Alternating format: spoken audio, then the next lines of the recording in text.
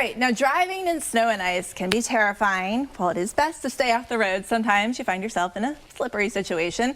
I want to bring in a retired state trooper and traffic tracker, Bob Barris. Bob, you are no stranger to the roads. I mean, you're from Hungary, you grew up in Connecticut, state trooper in South Carolina, you've seen it all. So let's talk about driving on winter roads, ice, snow, everything. And I want to start with something that I think is a misconception. I was taught when learning how to drive that when you are braking on ice and snow that you pump the brakes. Are you supposed to do that? Well, with anti-lock brakes, you don't need to pump the brakes. That's if you have a vehicle about 87 and newer, anti-lock brakes. So you want to hold the brake firmly and the brake will pulsate, but that's working. That's what it's called, anti-lock, so it's not locking up. Vehicles, older vehicles, 50, 60, 70s, you have to pump the brakes. That's where you get that. So unless it's a really old vehicle. Okay, so let's say you do start sliding.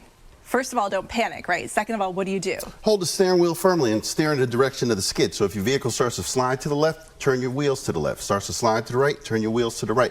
Once the vehicle straightens up, only then apply the brakes. All right, terrifying situation there. Now, let's say you do get in a fender bender. This is something I've always wondered about. Do you stay in your car? Do you get out? I feel like if you got out, like another car could slide in and hit you. Is that going to happen? What's the best thing to do? Some states have different laws, so if there's no injuries, they allow you to move the vehicle directly off the roadway. First of all, dial 911 because you want to make sure you want to check on the person in front of you too, make sure no one's injured. All right, anything you must have in your car, like say you get stuck. We've seen people stranded in cars for days. Any must-haves? Well, blanket, snacks, fully charged cell phone, and check your spare tire now before you head on the roadway. Good ideas. All right, and the advice you always end with, what's the most important thing to do? The best defense is wearing your seatbelt, buckle up, don't be ejected from life. All right, you have told me great advice on that in the past. Thank you so much, Trooper Bob. We appreciate your advice. Thank you. All right, we've seen a lot of winter weather today. We don't want to see any more of it, so let's take you back a few months and show you some early fall foliage. Let's take a look at the skies over Roan Mountain in Tennessee.